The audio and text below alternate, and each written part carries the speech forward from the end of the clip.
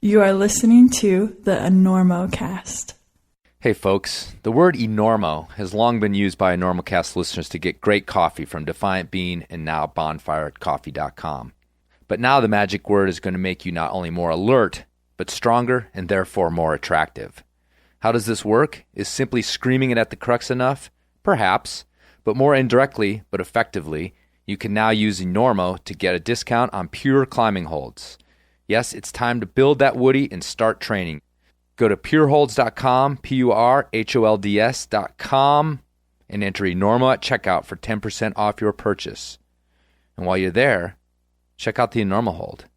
We gotta get Listen, where are you playing in town? You playing here? We're doing the Enormo Dome, whatever it is. It's terrific. Oh, It's yeah, a big house. We place sold it outside out. of town. That's a Very big nice. place. You sold it out. 20,000 seats. We really should.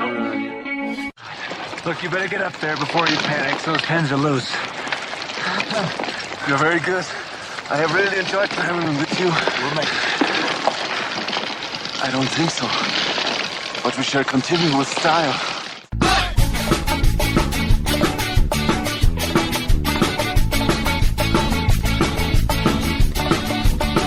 Good weather, bad weather. Now or later, anytime. Fine. Today's show is brought to you by Black Diamond Equipment, with support from Maxim Ropes. And Defiant Bean is now Bonfire Coffee. How did that happen? Don't worry about it. Jeff is still roasting delicious coffee that will delight your taste buds and will make you feel, smell, and seem more sophisticated. Go to bonfirecoffee.com and enter Enormo at checkout for a discount. And now back to the show.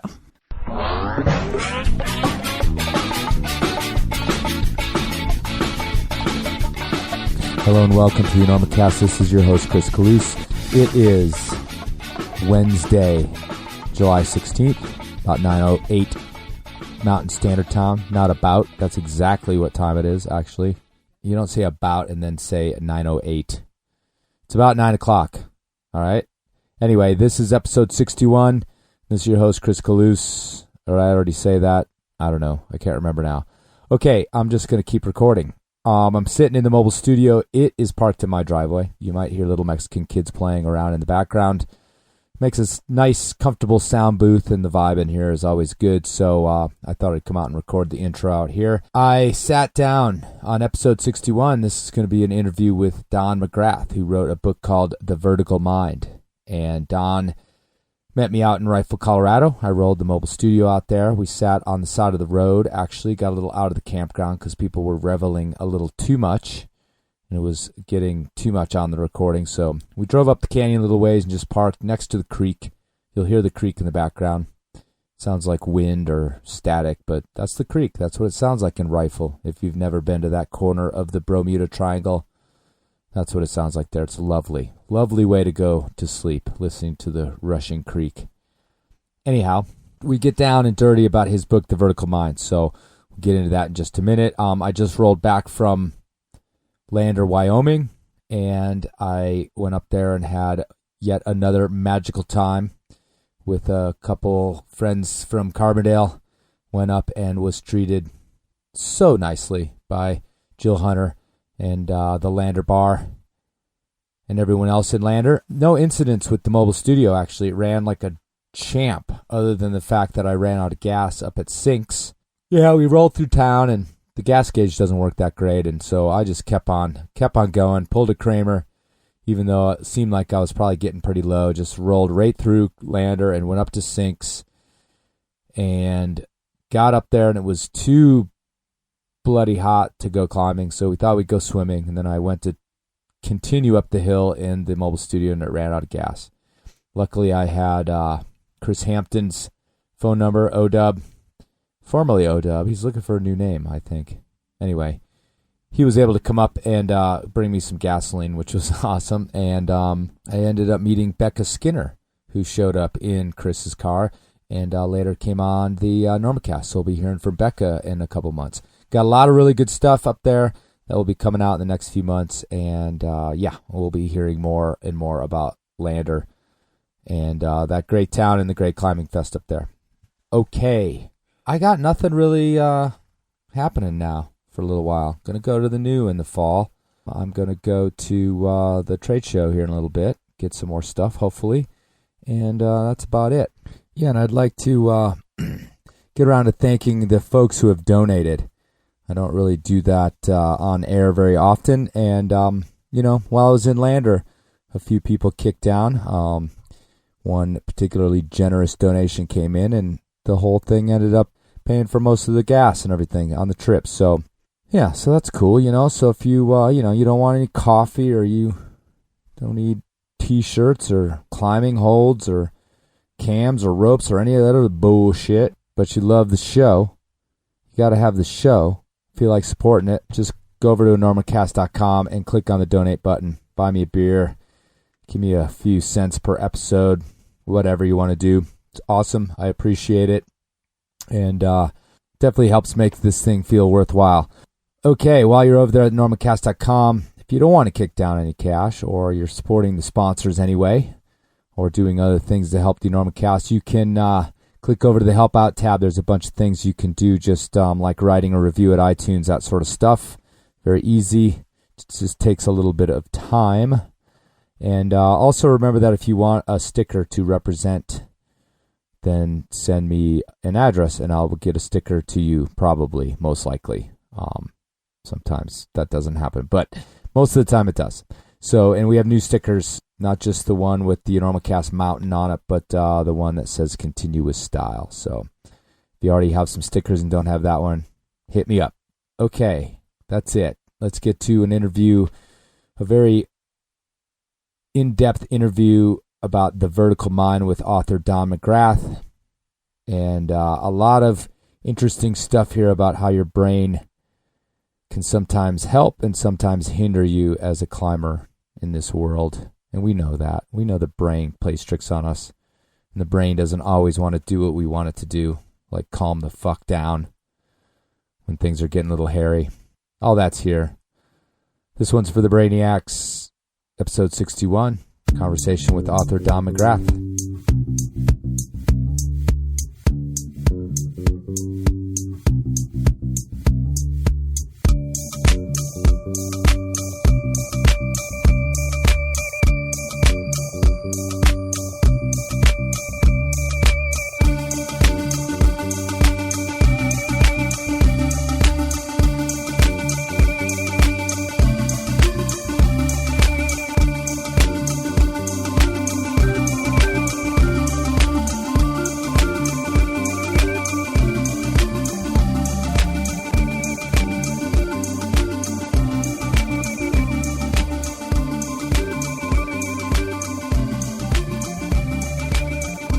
I'm sitting in the mobile studio in Rifle, Colorado.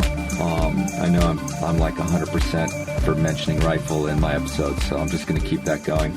I'm sitting on the side of the road in Rifle with Don McGrath, the author of Vertical Mind, as well as 50 Athletes Over 50, 2 books that he's written. And Don got in touch with me about, I'm talking about this book. How long ago did this come out, Vertical Mind? Came out in February. Okay. So relatively new, and I thought, wow, that'd be cool to talk to you about, talk to an author about his book specifically, although we've had other authors on the podcast. So welcome to the mobile studio. Thanks for having me. It's really great. So, Don, you're from Colorado Springs?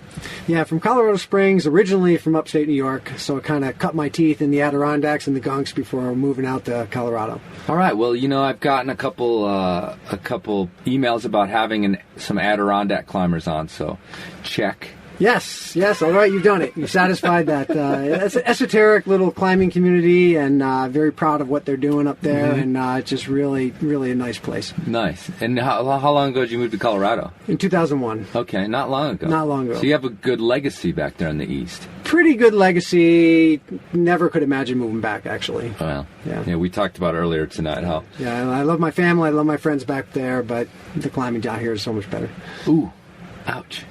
True. You just I'm gonna have to edit that out. But so before we get into this book, you know, I kind of wanted to establish sort of what kind of climber you are, because, I mean, most people will never have heard the name Don McGrath before, and they'll pick up this book. And you do talk a lot about your own climbing in there and using your own experiences as examples. But how long ago did you start climbing? So I started climbing in 1991. I was around 30 years old when I started, so kind of late to climbing. I was a competitive runner in high school and college, and kind of found climbing kind of late. Climbing I enjoy much more than running, obviously.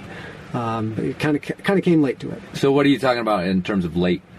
Well, so I was 30 years old or so when I found climbing. Right, and you're 51 now? 51, yeah. Okay. So you came to climbing pretty late. 30 years old isn't that late, but I guess, I mean, in terms of like athletic pursuits, we generally think of finding them in our 20s to sort of maximize. Yeah, I mean, that's often when people find kind of athletics. They usually start, you know, in high school and college, right, and then carry on for some time. In fact, what I found in my 50 athletes over 50, there are some people that don't discover any kind of sport until their 30s, and they can go on to enjoy sports for a long, long time. Well, I'm going to relate this to your book as well later, but I've always been sort of fascinated. I wasn't much of an athlete in high school. You know, actually, when I say wasn't much of one, I wasn't one at all in terms of organized sports.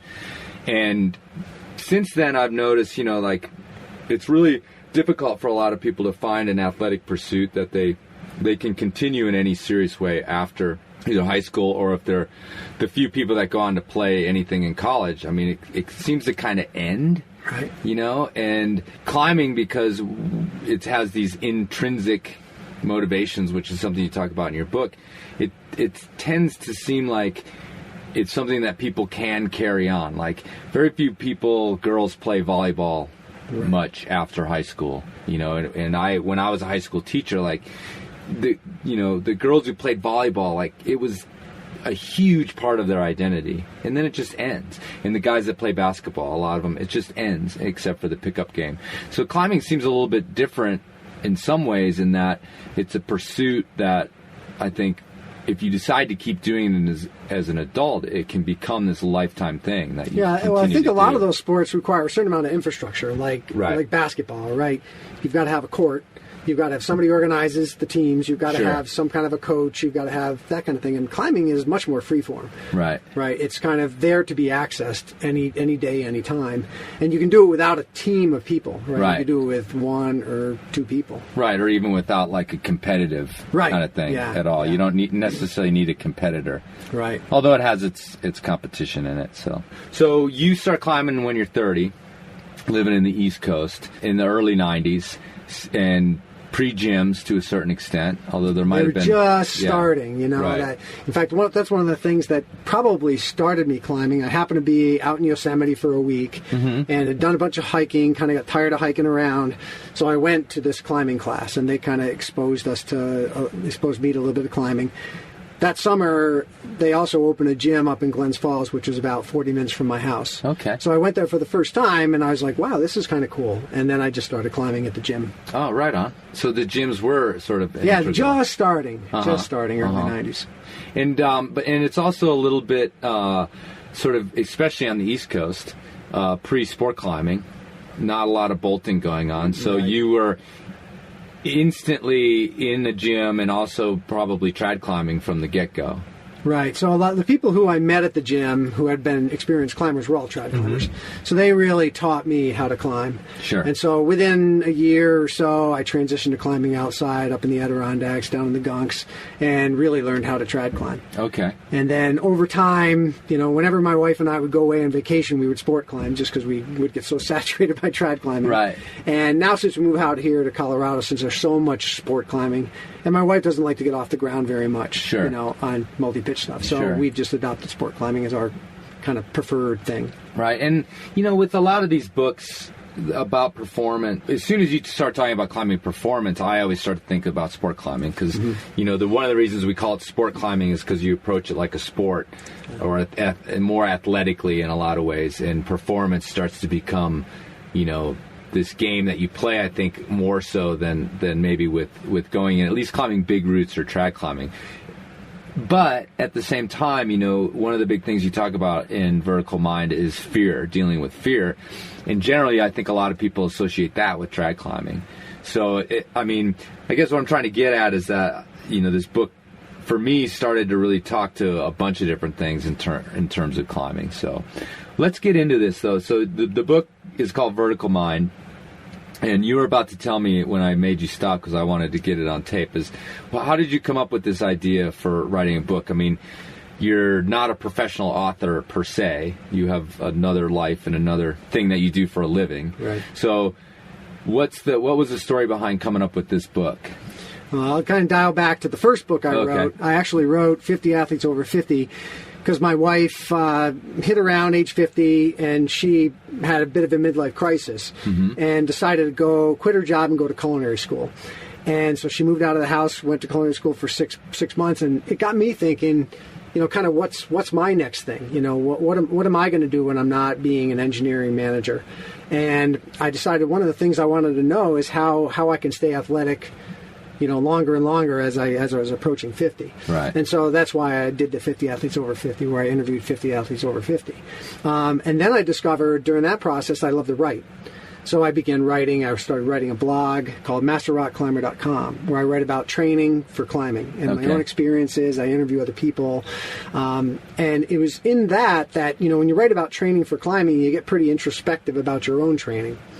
And so I started thinking about my own performance and my own training. And one thing I found is that some of the things that were holding me back were purely mental.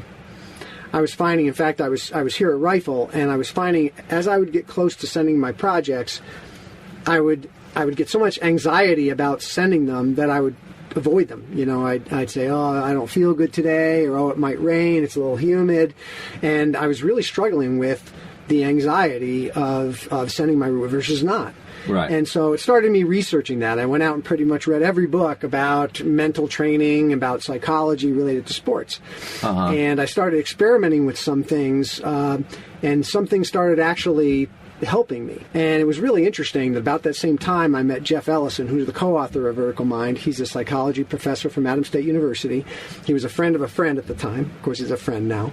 And we climbed together one day here at Rifle, and we were sitting around drinking his margaritas, and Jeff makes some killer margaritas, so we probably drank too many of them, but I was explaining to him what I was finding, with some of the things I was experimenting with, and he explained to me that, his research focuses on fear of failure. And we had a lot of fun talking about the kind of things I was experiencing, the performance anxiety that I was having, and some of the things that I was finding success with. And so it was that night, I think probably about 3 or 4 days later, we decided to collaborate and write a book. We didn't know it was going to be called Vertical Mind, but we decided to bring our kind of knowledge together and put something out there. We focus so much on the physical, especially with sport climbing again. I need to be stronger, I need to be stronger, I need to be stronger. And then when I read the introduction of this book, some of the examples you used of where we clearly have a mental block and it hits us in the face, and yet our only real solution a lot of times is to come down and say, I got to get stronger still. Well, the thing is that's one thing I found is, once I started doing research for this book, I went out and I interviewed a number of elite climbers, and I asked them how important is the mental part of your game, and almost across the board it was like 90+% part of their game was their mental preparation. But then when I asked them, how do you train for it, none of them can tell me. Right. So they just hope it. They're like, well, I think positively, or I use visualization. Well, how do you do that? Well, so that's one thing that Jeff and I set out to do was frame it with the science, and then provide a training framework that here's, step A, B, C, D, based upon the science. So that's what we tried to do. Sure, and that also was cool. It's like, I read and reviewed years ago for Rock and Ice, Rock Warrior's Way, and I got a lot out of that book. And I remember taking, a bunch of stuff away, and then one of the big contrasts I see in this book is that you've got all this science in here. And a lot of what the Rock Warrior's Way is about is kind of a little, I don't want to say softer, but sort of these attitude shifts and things like that. And then all of a sudden I'm hit with like true science about how neurons work and how they fire and how your brain deals with this and how it deals with that. I just thought like, well, I'm going to go back and read actually The Rock Warrior's Way now, because I thought, well, a lot of those techniques in there are sort of explained in this book, right? From the other direction, like a scientific way, as opposed to almost, The Rock Warrior's Way almost has a spirituality to it a little bit, and this is coming from kind of like a little bit more hard science direction. Yeah, I really like Arno's books, and I know Arno pretty well myself, and he really got us thinking about it. Right. He really brought that. I think that was the first real book that made climbers start thinking about the inner game. Sure. Right? So I really respect all the things that he's done. Jeff and I, Jeff, before he became a psychology professor, was an engineer. Okay. And I'm an engineer, have been for 25 years. And so we find that we learn if we know the science, if we know the why. Why does this work? Right. And then once I know the why, it's much easier for me to do the how. So yeah, we really try to take a scientific approach. All right, well, let's get into kind of some of the basic building blocks of what you guys talk about in here. And I mean, you can maybe, once I ask this question, back up a little bit further, but one of the words that keeps popping up all over this book is this idea of scripts. Okay, and if you take a minute, because you'll do it better than I do, but sort of tell me about what these scripts are and how our brain uses those to kind of deal with the world. Sure. When you think about all the things that you do, almost everything we do is nearly automatic. When you think about brushing your teeth, you don't think, oh, I have to open the door. Oh, there's the white tube. Now I've got to turn counterclockwise 5 turns to get the cap off, These things happen automatic. I mean, how many times have you left your house, got in your car, went to drive somewhere, and found yourself driving to work when you really meant to go someplace else? Sure. So much of what we do is automatic. Right. And it has to be that way. I mean, we only have so much space in our working memory to be able to do things that are really complex, that a lot of what we do is driven by scripts or very automatic behaviors.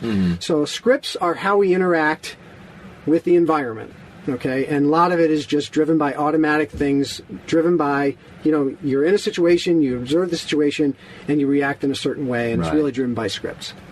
So how does that relate that to climbing? Like, give me an example of a climbing script that we might use. Okay, so a climbing script, let's say I'm on a sport route, right? And I've never been on the route before. I climb up, I clip the first bolt. Okay, I look, I figure out where I'm going. Okay, I know what to do. I see what to do. On and on and on. I get to a spot where I have no idea what to do. Right. Right. I look up. I have no idea. I mean, I might see a little smudge of holes. Now, I could have a few different responses, right? I could say, take, right? That could be a script. Right. Or I could say, not verbally, but I can say in my head, I'm going to go up there and I'm going to feel that thing that looks like a smudge. Right. And who knows, maybe it'll be good. And if it is, I'll use it. Or I might say, well, I'm just going to go for that smudge, put my foot up and go. Right. So those are 3 different scripts that one could have. And which one of those do you think is the least productive script? The take. The take, right? Yeah. I mean, so I can have unproductive scripts and I can have more productive scripts. And all of us have these, and some of those we're more likely to have more often than others. I was just thinking about when you said those 3 things, like I've got 3 different climbers I know in my brain. And, exactly. And, the guy who I have climbing friends who always go for it, right? And, I can be the guy that says take when it gets hard on the first go. Because if I've already decided that it's too hard for me to onsite it anyway, then I'm just working it, know? Right. So that's funny because with the scripts, as we get into this idea, is that sometimes what you're trying to do then is trying to retrain what I wrote this down, the maladaptive script. Right, it's a maladaptive. I mean, clearly, immediately saying take when you don't know what to do is a maladaptive script, right? That's going to hold you back. I mean, if that is your first response every single time you don't know what to do, that's a maladaptive script. Right, and so a lot of what you guys started talking about in this book is how to retrain ourselves to get off of these scripts, because they're like ruts, or they're like, this preconceived notion when we leave the ground. It's and today I was climbing in rifle, and and the word script obviously makes me think of writing out like a play or like a television show. And I started to, just for the first time, I started to listen to people writing their scripts before they left the ground.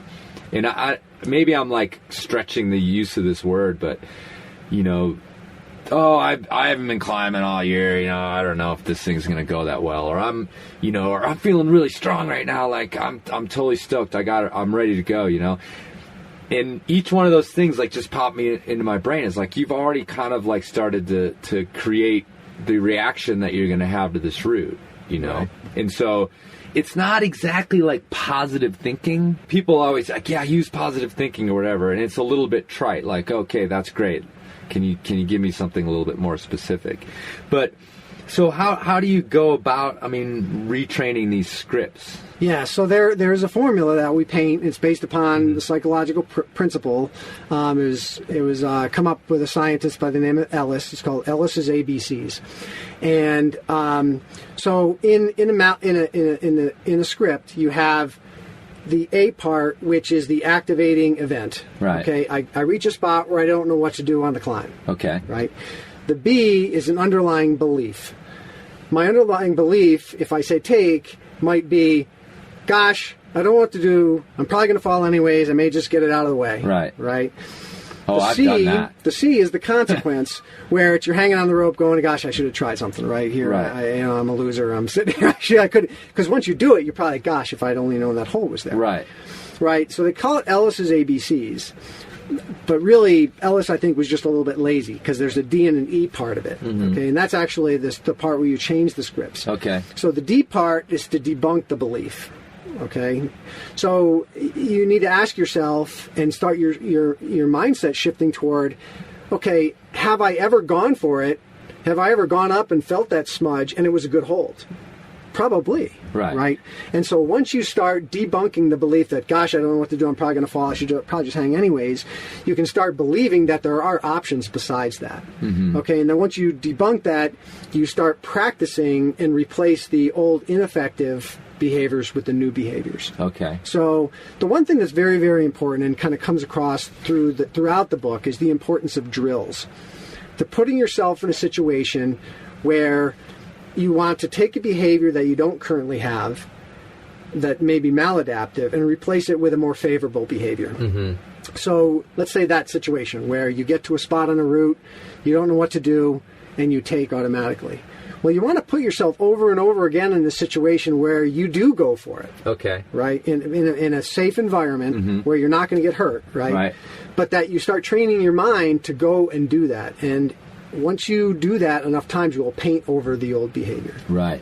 And I think that one thing about reading a book like this is that, you realize that kind of what we do naturally or how we progress through climbing, it tends to kind of fit with some of these things. I mean, obviously we most of us start at one place and we eventually get better, and we arrive at some other place where we're better. And if you looked back, you're like, oh yeah, by doing a lot of 5.9 over and over and over again, I was creating this script to move me to 5.10. But at the same time, I think if you're going to be conscious of it, and especially when we run into a roadblock, which eventually all of us do if we want to perform in climbing, you can call them a plateau or you can call them whatever. It's nice to have these things like put into words and into ideas that you can actually pursue. Versus, I made a joke recently in something that I wrote that we just used to just hope we got better somehow, like magically, without trying. And it will happen. I mean, if you keep it a pursuit, if you keep it running or cycling or skating or climbing, I mean, you will progress if you keep at it. Mm-hmm. One thing that Jeff and I try to do in the book is create a training framework. And it kind of comes out at the end of the book. And through the book, we build the scientific principles. But in the end, we have this framework we call think, play, send. And the think part is about thinking, what are the areas where you have some maladaptive behaviors? Right. Analyzing your climbing and enlisting other people to help you be very conscious about where you should focus your efforts. And then the play part is creating an environment where, in a safe environment, you do drills where you can start building up a repertoire of successful executions of that, Sure. right? And kind of make those successful neural connections. And then send is where you actually do it in the moment of executing on a climb. Okay. So if you were, let me try to think of a couple examples, and you can kind of tell me if I'm on the right track. So let's say you're a big time red point climber, and that's your thing. Okay.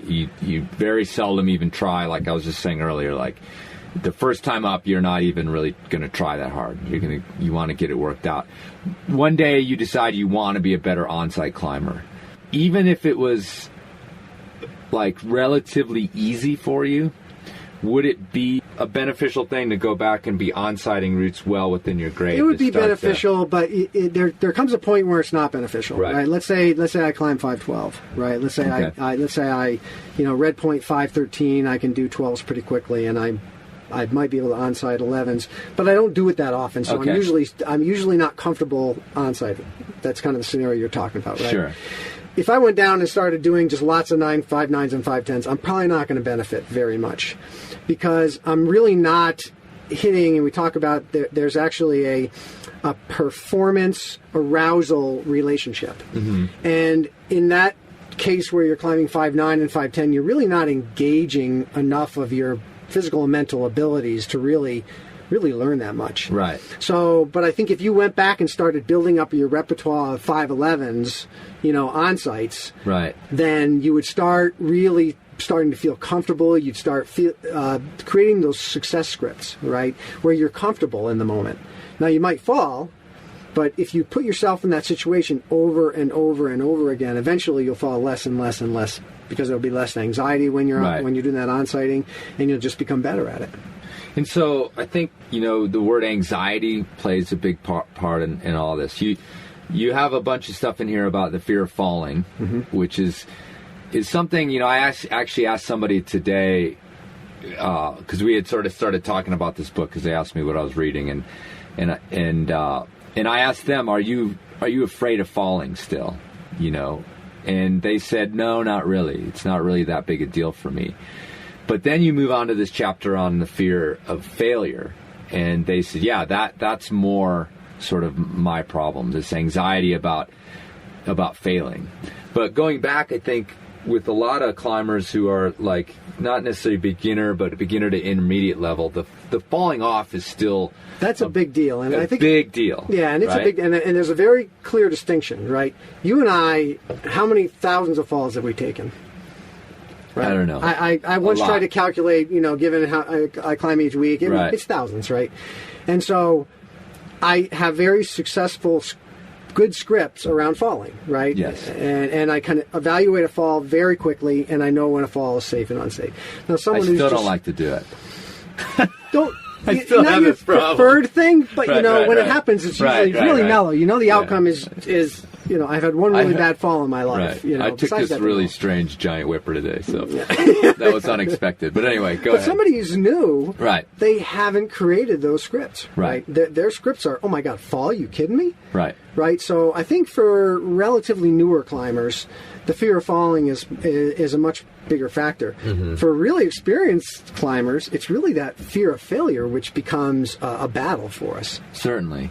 Yeah, and in terms of convincing me that the mind is controlling so much of what I tend to dismiss in terms of physical, I'm just not strong enough, or one example that really struck true to me is the idea of when you are scared of falling and you're trying to get the rope clipped and it feels super desperate, and literally the moment you hear that gate snap closed and the rope's in there, it's like those holds suddenly get giant. And you just find totally the stance, right? And all of a sudden there's all these feet holds. No problem whatsoever. And it's this whole mental thing. And then the other thing is, this morning I was driving here and I'm thinking about the route that I'm working on here. It's the 8th day. It's this super long, kind of tratty route with these like sport runouts, In the real world, they wouldn't be so bad. But in a sport climbing area, you're not supposed to have to climb that far above your bolt on hard climbing. But anyway,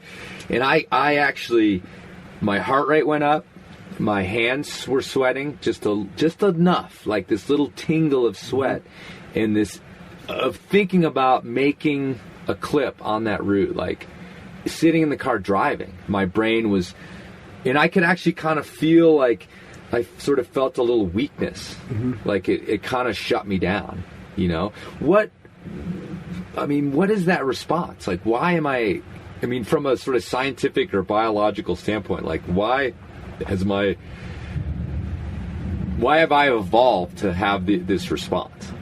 Well, I think there's a lot of literature out there that has a lot of anecdotal things for the most part, right. But where your body's a hard time knowing the difference between you actually climbing and you thinking about climbing. Right. I mean, when you actually when you actually think about doing moves, you actually get some amount of muscular engagement in doing those moves. So sometimes just thinking about things can be very similar to doing those things. And certainly, if you're anticipating, in fact, this is something that I find that sometimes the anticipation and the anxiety of the anticipation is much greater than the anxiety in the moment. Right. Like a project that I'm working on right now, I get those little butterflies. I start convincing myself maybe I'm not as strong. And I sort of feel a little weak, But then you get on the climb and you're engaged in it. So it's almost like the anticipation can be more powerful than in the moment of actually doing it. Sure. So let's go back to the fear of falling. What, if you could sort of talk a little bit about what you guys kind of came up with in terms of approaches to sort of dealing with that, because it's a huge thing. And, I can definitely, anytime you're at the cliff, you can watch people climbing, and regardless of the grade, regardless of whether they're pushing themselves, you can pretty easily pick out who's scared of falling. Just watch them climb, even if they don't fall.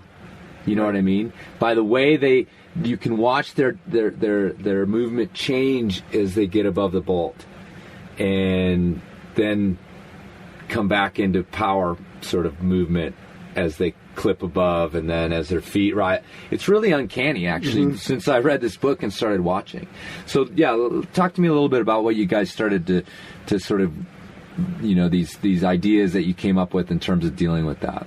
So fear of falling is, like most fears, is a double-edged sword. Right, there's a reason we have a fear of falling. Yeah, right. Exactly. And unlike gravity, when I give talks on Vertical Mind, I say, gravity's pretty darn simple. One direction. Yeah. Constant. 9.8 meters per second squared. It doesn't change. Where fear is very multidimensional. It can motivate you, or it can hold you back. It can shut you down. And so there is a real rational fear of falling, and you don't want to fall and break a leg or get hurt, right? So the art is knowing when it's a rational fear and when it's an irrational fear. So I think the first thing you need to do is begin to understand when it really is a rational fear. And we have some exercises in the book that say, okay, here are some things to look for that tell you that this is a dangerous fall, right? To be able to recognize that. And you and I have been climbing for years. We can almost instinctually sense when it's a dangerous fall. Okay, once you've done that, the best way to overcome a fear of falling is to create a successful script around your reaction to falling. It's to log falls. Really, log falls in a very safe environment. Because, and I still do this to this day. My feet are above the bolt. I'm in some position. I'm going to fall. And I'm picturing some, gnarly swinging thing, right? Sure. And upside down, and your leg's going to be behind the rub. You know what happens? You hit the end of the rub, you're like, poof.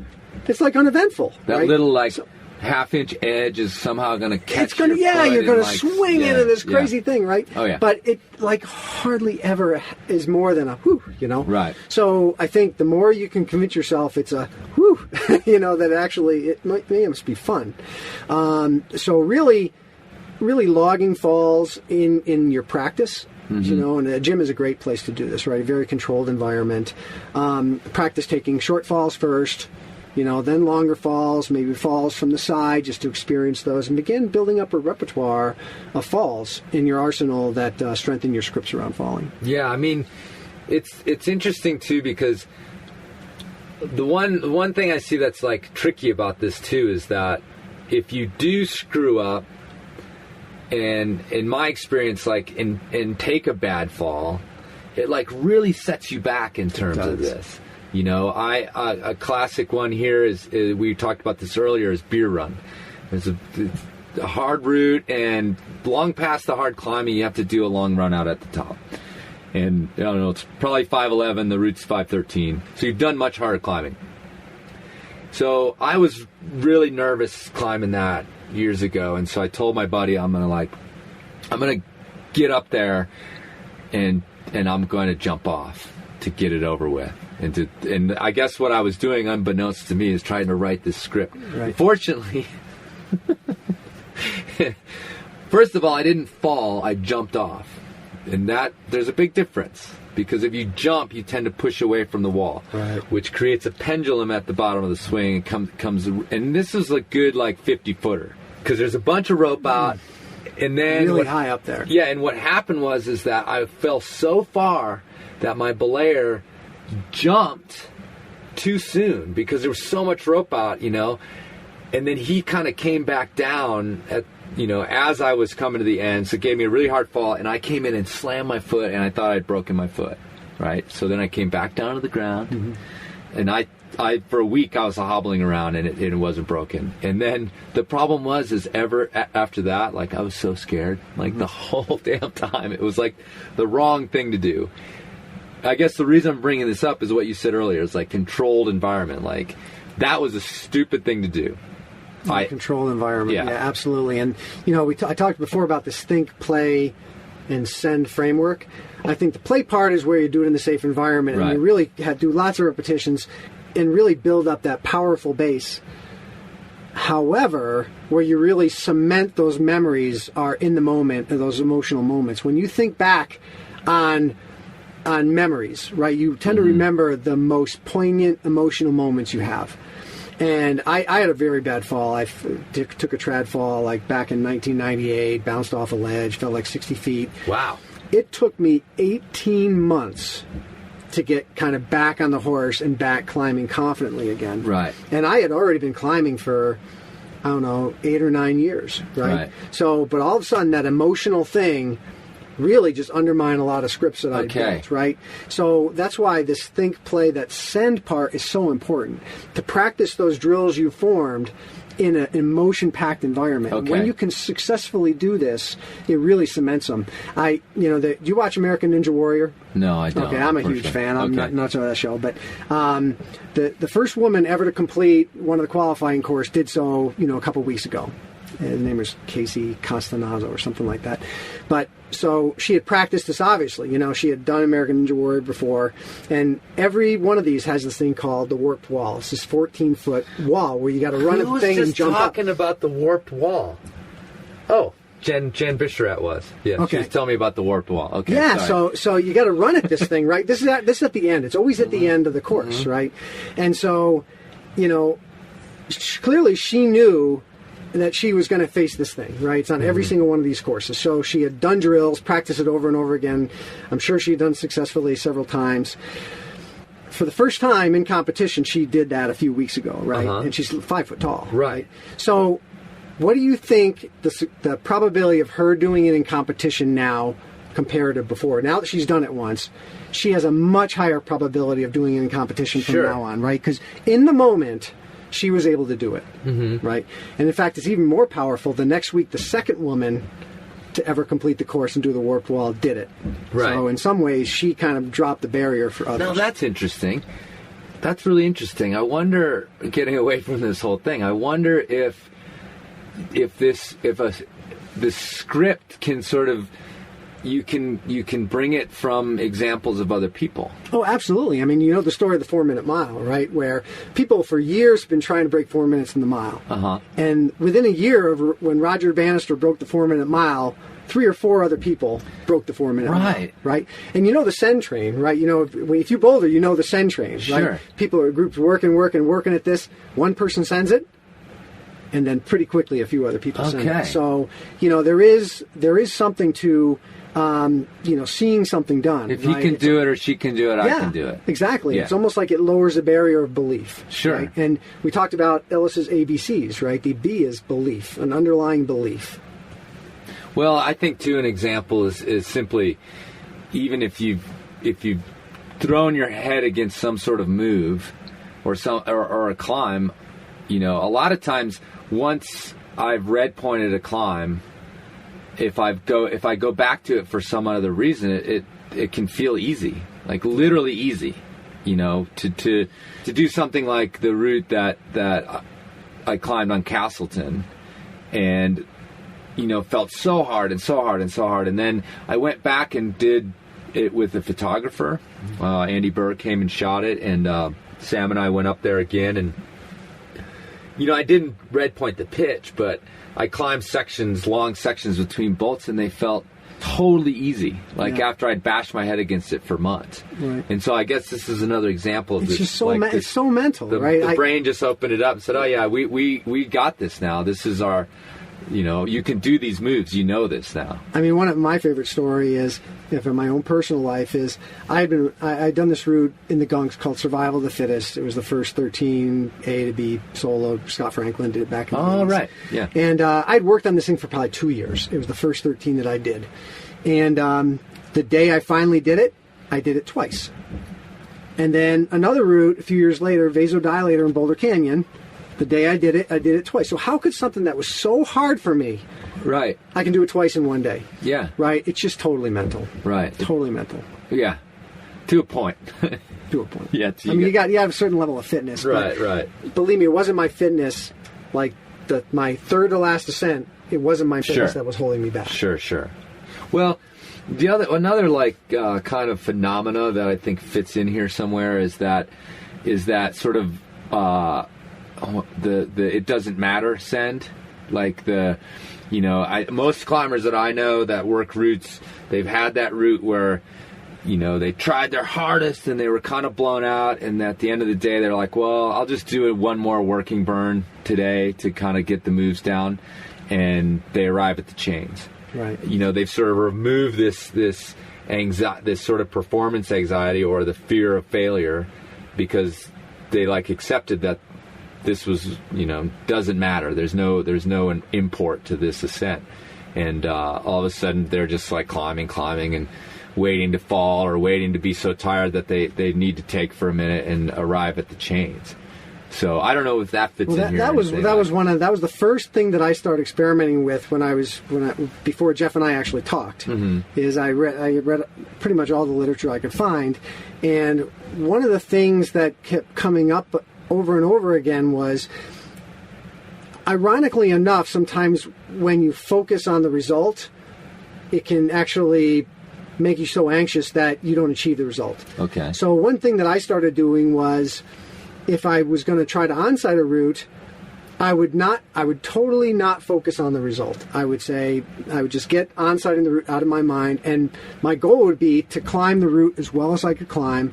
When I got to a rest, try to use the rest for the perfect amount of time, make sure I'm using my footwork well, read the route well, climb rhythmically. So I would focus on non-achievement oriented goals. And I actually found I started sending things much more quickly.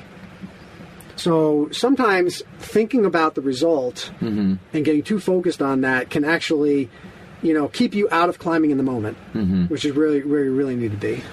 Yeah, and it's funny too, because it's without doing a clinical sort of attempt at this or a systematic attempt is really the word I'm looking for.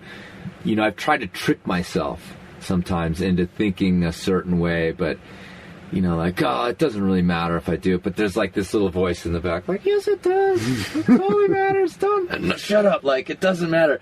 You know what I mean? And I think maybe that's where the drills come in. Right.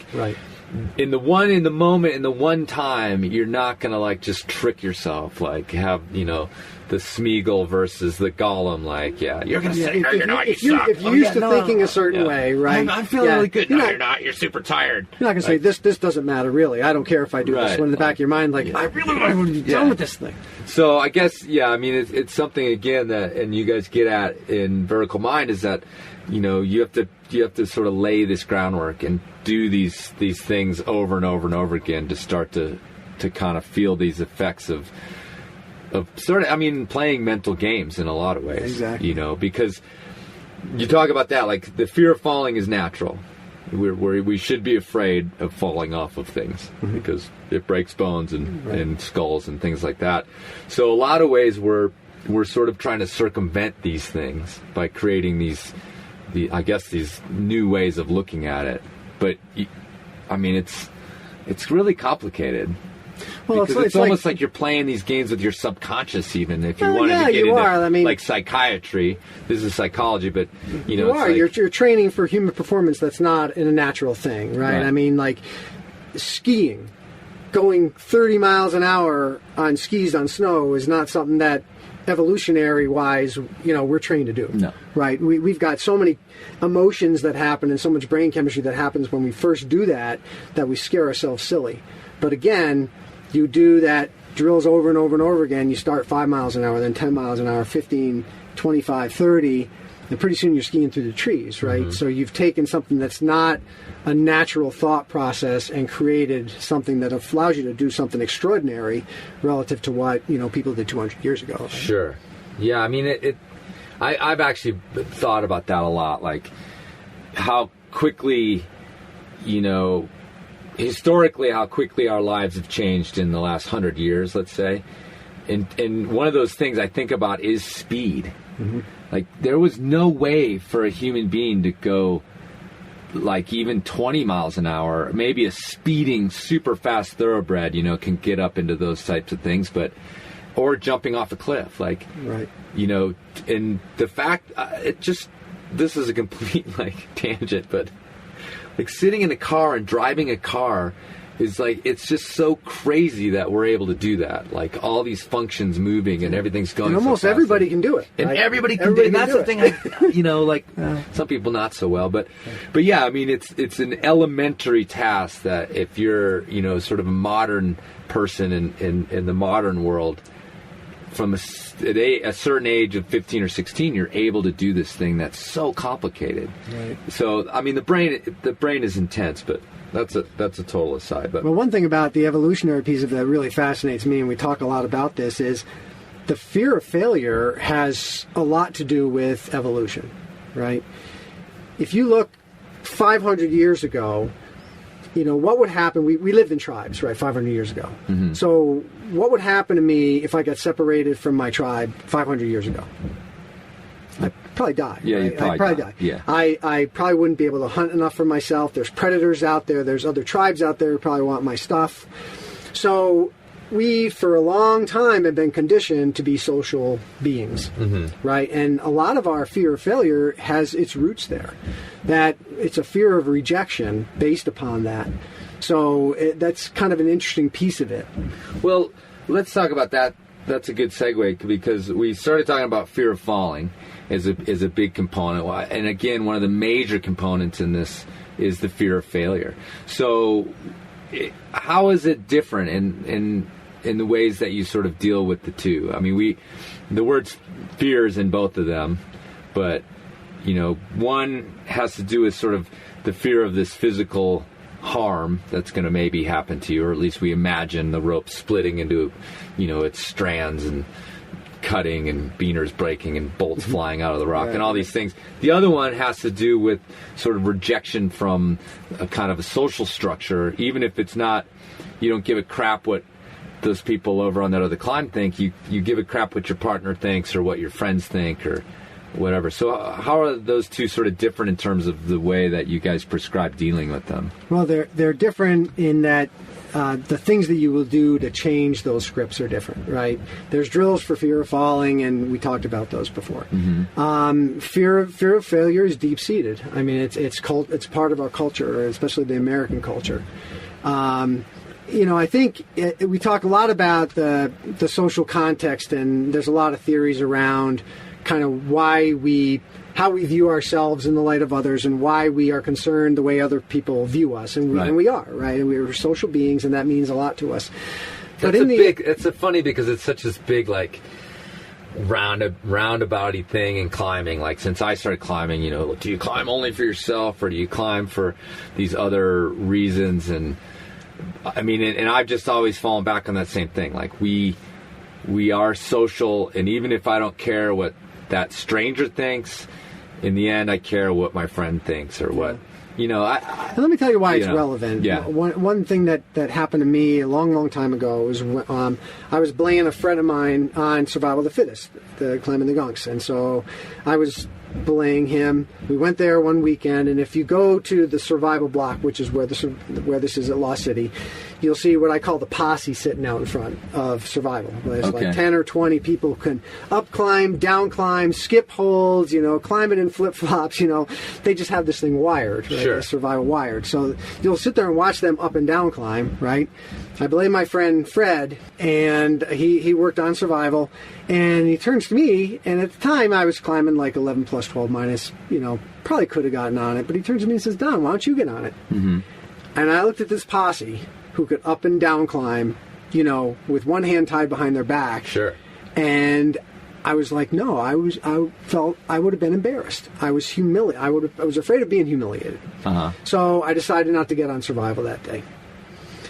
About a year or two later, I got on survival, and within, a couple of years I did it. So the question is, would I have done survival quicker if I had gotten on it that day? And I think the answer is pretty clear. The answer is yes. And so that social context of my humiliation in a group of people that I don't even know was very important, right? It held me back. Now, here's a question. What do you think the posse would have thought of me if I got on there and tried it? They wouldn't have cared. They would have loved it, actually. Or they probably would have loved it. Because they'd been on. I mean, every one of them had been there before, right? No one walks up, well, not many people walked up to survival and flash it, right? They would have been like, "Go, dude." Yeah. So, my mindset was it was misleading. I mean, it just wasn't right.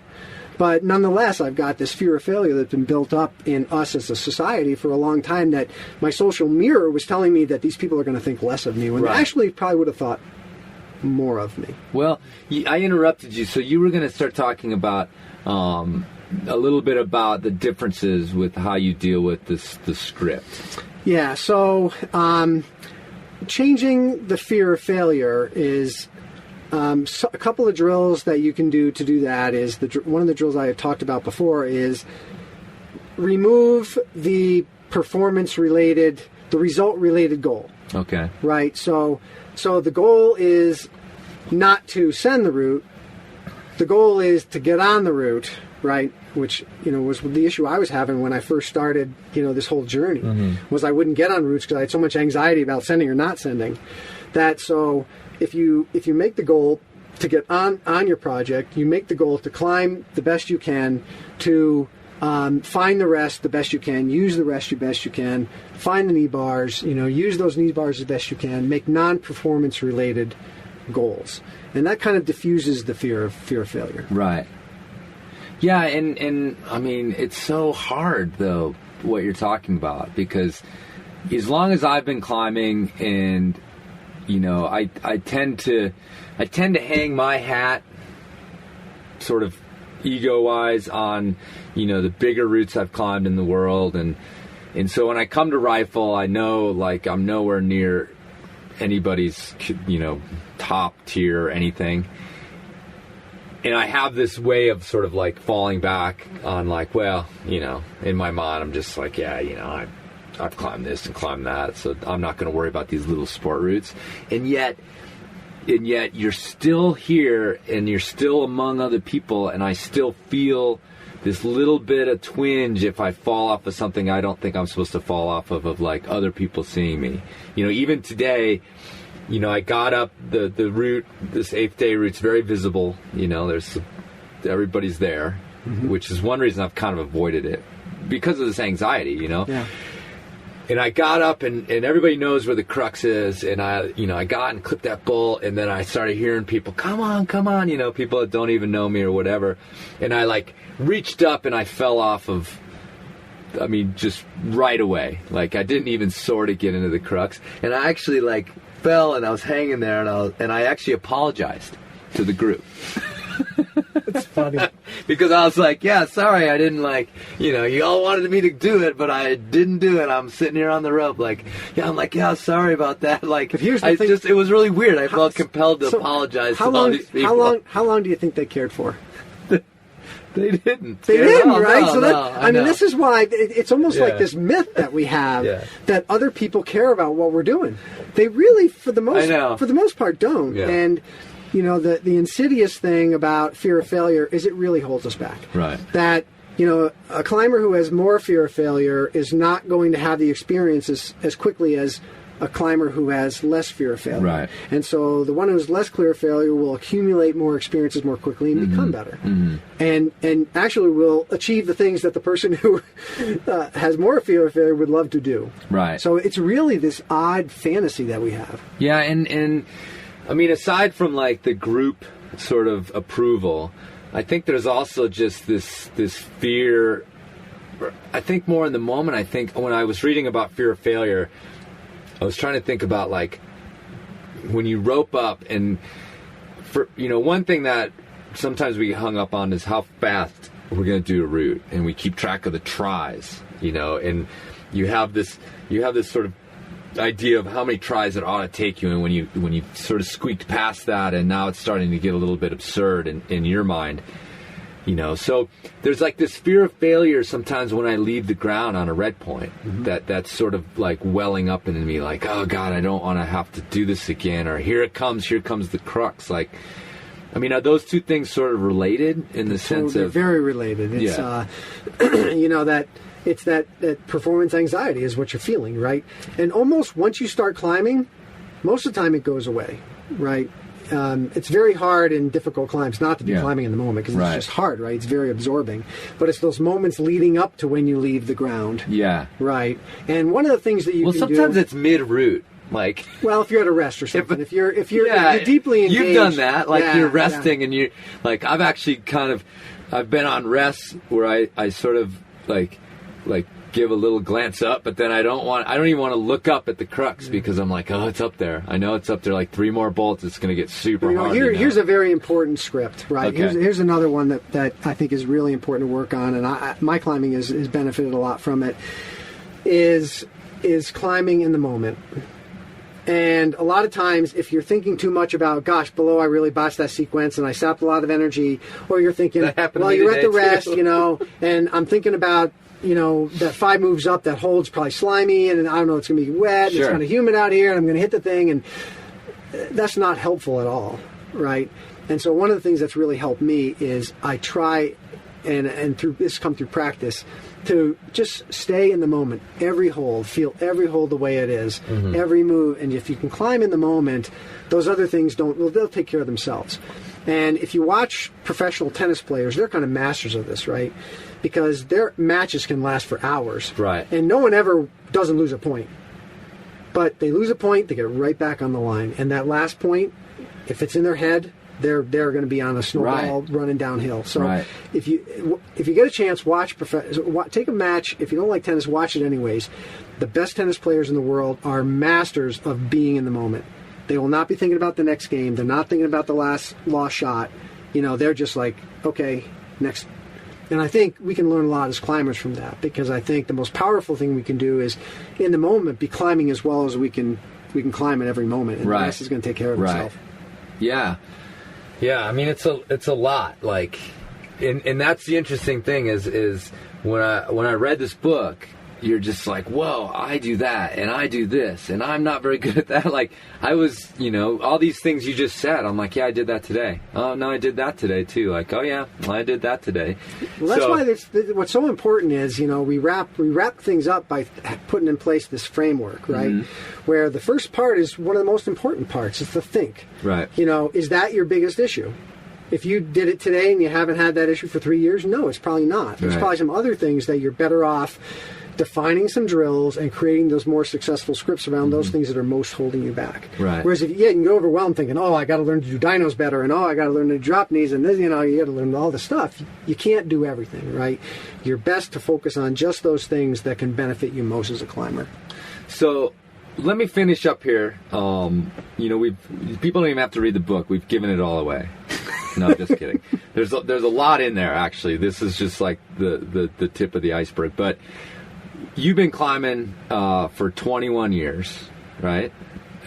Major part of your life. I've been climbing for 24, something like that.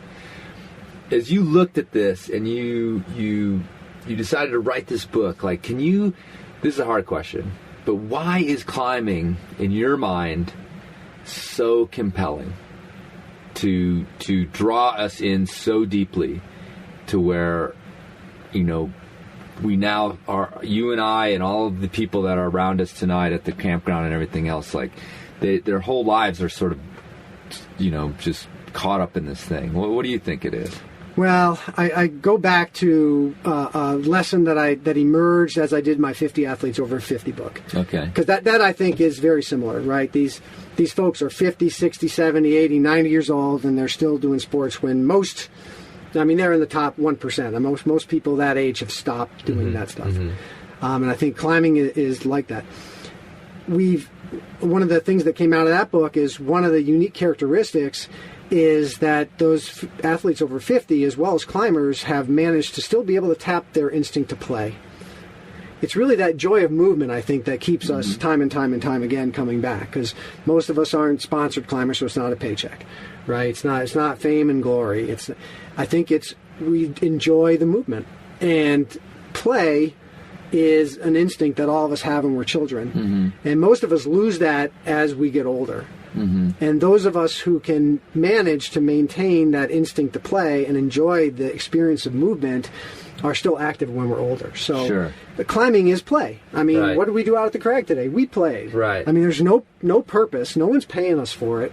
There's not much reward for us besides the intrinsic joy of doing it. Sure. So I really think we have been able to still continue to tap into that instinct to play. Right. And I think that, to build on what you're saying, it's just made me think, like, aside from the movement, play, when little kids are playing, involves discovery. I don't speak for the girls necessarily, but I'm sure it's similar, is that, there's thrills involved. If it's not literally dangerous, sometimes it pretends to be dangerous, and we want to have adventures, and we want to pretend to be these adventurous people when we're little kids with this imagination. And what you're just talking about made me think about that, of how much of climbing is about this sort of discovery thing. And, most of us like to do new routes that we haven't done before, even if we then get caught up in trying to red point them. But it's still the discovery of, like, what's up there and how's this going to feel and what's going to happen. And I think that the sad part of so many people's lives is it's so routine that none of that ever happens to them anymore. And one big part of play is the improvisational nature of it, right? Sure. And the discovery nature of it. And that's, if we always climbed the same 10 routes to all of our lives, we probably still wouldn't be climbing. Right. We would stop. And, for sure. I think many of us, go in, if we work a normal job, we go into work on Monday almost to get a rest from the adventures we've had on the weekends, because much of our days are probably pretty routine. Yeah, totally. Awesome. All right. Well, the book is Vertical Mind by Don McGrath, who's sitting here with me, and Jeff Elison, and it's available from Sharp End Publishing. I will go ahead and link it on the website, and also link Don's blog. What's the name of the blog again? MasterRockClimber.com. Which I would imagine, you throw in a lot of these ideas in what you talk about on that. Yeah, talk about a lot of blog posts about stuff that's in the book. Mm-hmm. There's also a bunch of training videos out there on footwork and endurance and all kinds of stuff. So all kinds of free stuff you can go download. Awesome. Well, thanks a lot for sitting down. We knocked out an hour pretty quickly here. So thanks, Chris. It was a blast. Right on.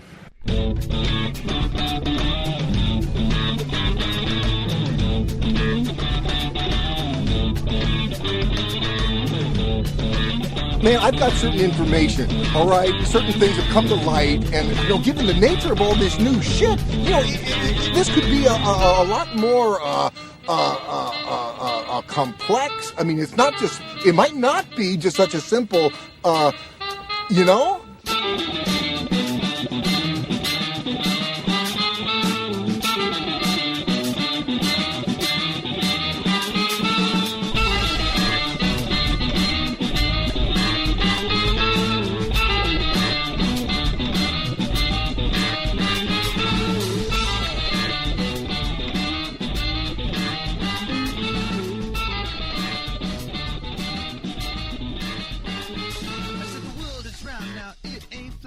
The teachers told me that's where it's at, so I